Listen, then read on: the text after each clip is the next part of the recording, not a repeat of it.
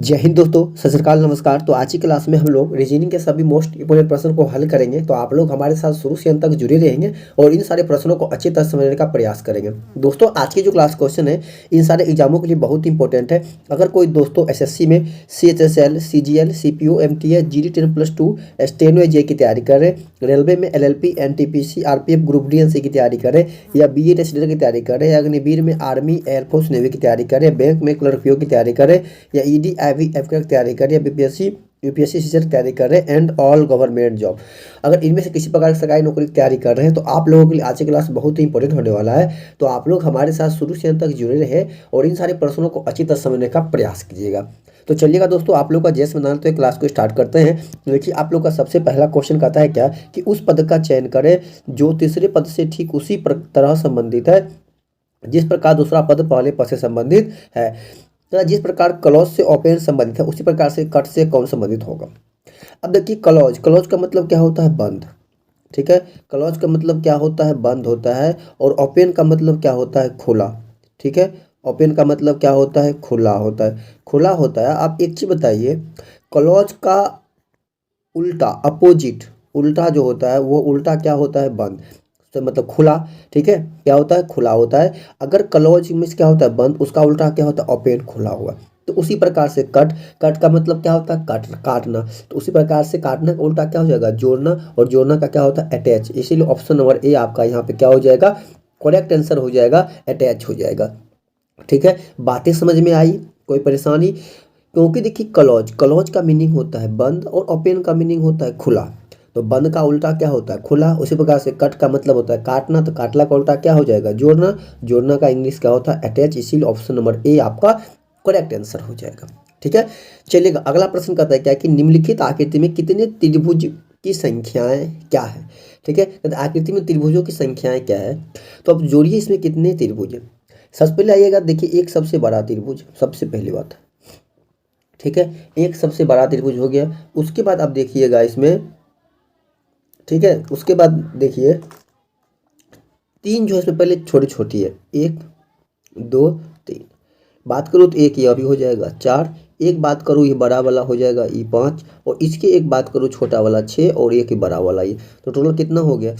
7 हो गया। तो आपका ऑप्शन नंबर सी यहाँ पे क्या हो जाएगा? करेक्ट आंसर हो जाएगा, ऑप्शन नंबर सी हो जाएगा।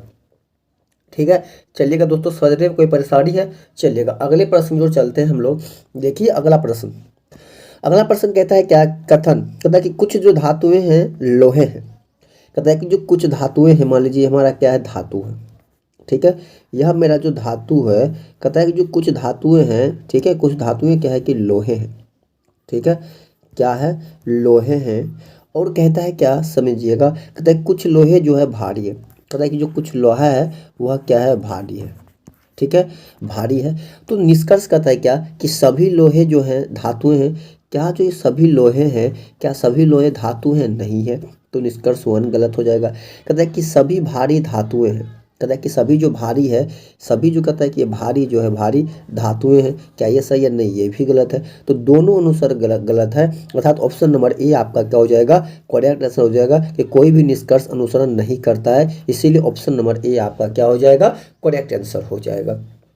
ठीक है, चलिएगा अगला प्रश्न देखिएगा। कहता है कि लुप्त संख्या ज्ञात करना है आपको। यहाँ पे कौन सी संख्या आएगी आपको ये बताना है। देखिएगा यहाँ पे लॉजिक क्या है? यहाँ पे देखिए लॉजिक जो है, ठीक है, रो में है। रो में देखिएगा कि लॉजिक क्या है कि देखिए जो संख्या पहली 11 है, 2 है और 4 है, इन सभी को आपस में मल्टीपल कर दीजिए। 11 गुने का 2 गुने का 4, तो 11 दूनी 22, जो कितना हो गया? 88 हो गया। इसमें क्या कीजिए, आप अपने मन से प्लस का 10 कर दीजिएगा। तो बताइए आपका क्या 98 हो जाएगा। तो बताइए ये आपका कितना हो गया? 98 हो गया। अंतिम संख्या 98 आ गया। ठीक है, सेम चीज़ यहाँ भी कीजिएगा। तो इनको गुना कीजिए। तो 3 गुने का 6 कितना होता है? 18। 18 गुने का 5 कितना हो गया? आपका 90 हो गया। 90 में प्लस का 10 कीजिएगा। बताइए कितना आपका 100 हो जाएगा। बताइए यहाँ पे 100 है। सेम चीज़ यहाँ भी कर लीजिए। तो 8 गुने का 9 कीजिएगा, गुने का 1 कीजिएगा। तो 8 गुने 9 कितना होता है? 72 होता है। गुने 1 कीजिएगा तो 72 ही होगा। 72 में प्लस का 10 कीजिएगा तो 82 हो जाएगा। आपका ऑप्शन डी यहाँ पे क्या हो जाएगा? करेक्ट आंसर हो जाएगा। कोई दिक्कत है? चलिएगा अगला प्रश्न देखिएगा। कहता है क्या कि एक कोड भाषा में 834 का अर्थ है कि एयर एंड कोल्ड, ठीक, कितना, तो 834 का अर्थ होता है। कहता है कि 456 का अर्थ होता है कि एयर इज फ्रेश, एंड 852 का अर्थ होता है कूल इज वेट। तो निम्नलिखित विकल्प में से फ्रेश के लिए क्या प्रयोग किया गया? तो सिंपल सी बात, देखिए ऐसा प्रश्न है, सबसे पहले आप फ्रेश को ढूंढिए कि फ्रेश कहाँ है, ठीक है। सबसे पहले किसको ढूंढना है? फ्रेश को ढूंढिए। तो देखिए आपका फ्रेश जो है आपको इसमें है, और किसी में देखिए फ्रेश दिया हुआ है, नहीं दिया हुआ है, और किसी में फ्रेश नहीं दिया हुआ है। तो फ्रेश को जो अगर नहीं किसी में दिया हुआ तो उसको वहीं पे रहने दीजिए। अब जो दूसरा, जैसे मान लीजिए कि इसमें क्या है कि पहला एयर है, आप ढूंढिए कि एयर किस में है। देखिए एयर आपको यहाँ पे है, अगर एयर ये इसमें भी है और एयर इसमें भी है तो इन दोनों के कोड में देखिए कोई ना कोई एक कोड क्या होगा, सेम होगा। तो सेम कोड क्या है, देखिए 4 है, इसका मतलब कि ईच का कोड कितना हो गया, 4 हो गया, ठीक है। इसका कोड कितना, सॉरी एयर का कोड कितना हो गया, 4 हो गया। अब देखिएगा कि इसमें कि एक इज है, इसमें कौन है, देखिएगा कि यहाँ पे इज है, ठीक है, यहाँ पे इज है और यहाँ भी क्या है, इज है। तो इन दोनों में मिलाइए क्या कॉमन है, तो देखिए यहाँ पे 5 है और यहाँ भी क्या है, 5 है। तो बताइए अब इनके जो कोड है, इनके पूरे कोड में बचा क्या, एक 6 बचा। इसका मतलब कि फ्रेश का कोड कितना हो जाएगा, 6 हो जाएगा। इसीलिए ऑप्शन नंबर बी आपका क्या हो जाएगा, करेक्ट आंसर हो जाएगा, ठीक है।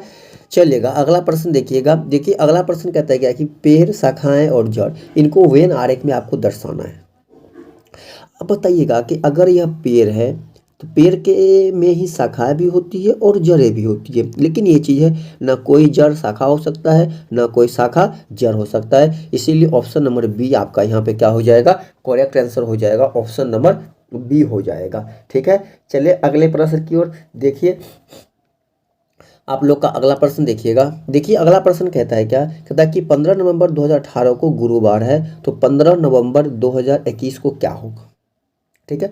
सिंपल सी बात है, यहाँ पे सोचिए आप, 18 18 आपका लीप ईयर है, नहीं साधारण वर्ष है। तो 18 के बाद हम लोग जैसे 19 में जाएंगे, 15 नवंबर, ठीक है, 15 नवंबर 2019 में जाएंगे। तो अगर कोई ऑड ईयर होता है, ठीक है, तो उसमें एक, ठीक है, एक वर्ष मतलब 1 जो होता है उसका ऑड नंबर होता है, ठीक है। ऑड ईयर में कुछ साधारण वर्ष होता है, उसमें कितना होता है, कोड उसका 1 होता है। अगर 18 से हम लोग 19 में जाएंगे तो एक दिन बढ़ जाएगा, अर्थात गुरुवार से क्या हो जाएगा, शुक्रवार हो जाएगा, ठीक है। क्या हो जाएगा, शुक्रवार हो जाएगा। अगर शुक्रवार हो गया कब, तो 2019 में। फिर हम लोग 15 नवंबर 2020 को जाएंगे, तो 2020 हमारा क्या, एक लीप ईयर है। तो लीप ईयर का कोड कितना होता है, 2 होता है। तो शुक्रवार में 2 जोड़िएगा, तो शुक्रवार शनिवार और क्या हो जाएगा, रविवार हो जाएगा। क्या हो जाएगा आपका, रविवार हो जाएगा 2020। और फिर जैसे ही आप 21 में आएंगे, 15 नवंबर, ठीक है, 2000, जैसे ही आप 21 में आएंगे तो फिर 21 का कोड कितना हो जाएगा, 1। तो रविवार में जोड़िएगा 1, तो क्या हो जाएगा, सोमवार। अर्थात आपका आंसर देखिएगा सोमवार किस में आ रहा है, तो ऑप्शन नंबर बी में आ रहा है। इसीलिए ऑप्शन नंबर बी आपका क्या हो जाएगा, करेक्ट आंसर हो जाएगा, ठीक है। देखिए देखिए अगला प्रश्न करता है क्या कि यदि a प्लस बी का अर्थ होता है कि a b का पिता है, a माइनस बी का अर्थ है कि a b की माता है, a स्टार b का अर्थ होता है कि a b का भाई है, a प्रतिशत b का मतलब होता है कि a b की बहन है। तो p plus Q star r minus s में q जो है s से किस प्रकार संबंधित है।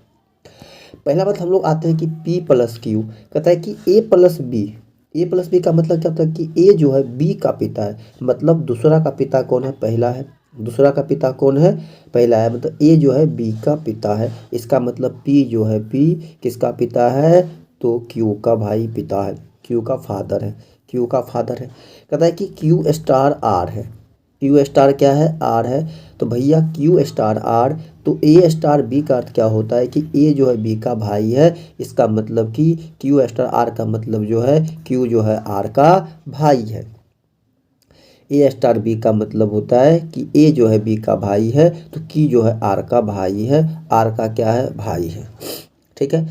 कहता है कि ए माइनस बी का अर्थ होता है क्या कि ए माइनस बी की, ए जो है बी की माता है। इसका मतलब कि ए जो है बी की माता है, तो आर जो है एस की माता होगी, क्योंकि ए जो है बी की माता है, पहला जो है दूसरी की माता है, तो आर जो है एस की माता है, आर जो है एस की माता है, आर जो है एस की माता है। तो हमसे पूछा है कि Q जो है S से किस प्रकार संबंधित है।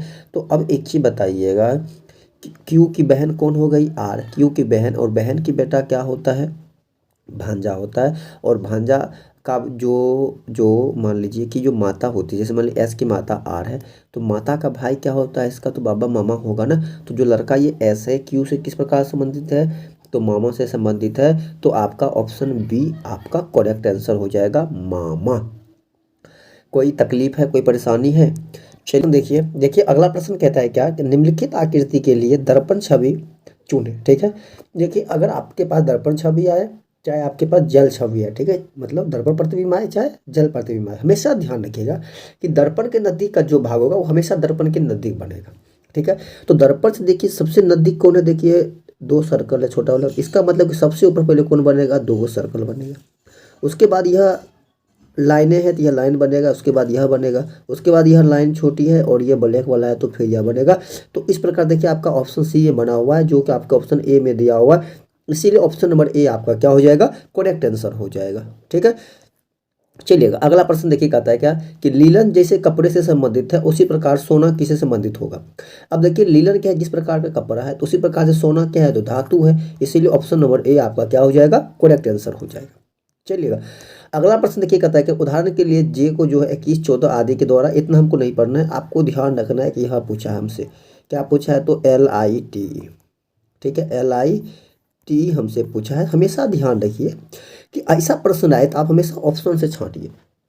ठीक है, जैसे मान लीजिए कि ऑप्शन नंबर ए आपका सबसे पहला लेटर क्या है, एल है। देखिए कि 1 4 में एल है क्या, 1 और 4 में आइएगा, देखिए 1 4 में एल है, 1 और 4 में देखिए यहाँ पे कौन है, जे है, मतलब कि ऑप्शन नंबर ए खत्म। बी में आइए, बी में आइएगा, पहला क्या है, एल, दो दो में देखिए एल है, देखिए दो दो में एल है, यहाँ पे देखिए दो दो में एल है, नहीं यहाँ पे कौन है, एफ है, तो ऑप्शन नंबर बी खत्म। ऑप्शन नंबर सी पे आइएगा तो 2 4, 2 और 4 में देखिए एल है, नहीं कौन है, जे है, तो ऑप्शन नंबर सी खत्म। 2 0 में आइएगा तो 2 0 में देखिए यहाँ पे एल है, तो बचा आपके पास मान लीजिए एक ऑप्शन डी ही बचा है, तो ऑप्शन डी तो होना ही है। फिर भी हम आपको इसको क्या करते हैं, जांच करके दिखा देते हैं। ठीक है, जांच करके आपको दिखा देते हैं। देखिए सबसे पहले क्या करना है आपको, देखिए एल, एल का पहले कितना, देखिए कि 2 0 है, तो 2 में आइए, 0 में आइए, देखिए कहाँ पे, यहाँ पे आई एल है, एल है। फिर आइएगा आई, 4 और 3 है, कितना है, 4 और 3 में देखिए यहाँ पे आई है, 4 3 में देखिए यहाँ पे आई भी है। उसके बाद देखिए टी में आइएगा तो 5 5 है, तो 5 और 5 में देखिए टी है, बिल्कुल टी है। फिर ई में आइएगा, 3 और 1 में देखिए, 3 और 1 में देखिए यहाँ पे ई है, ई है।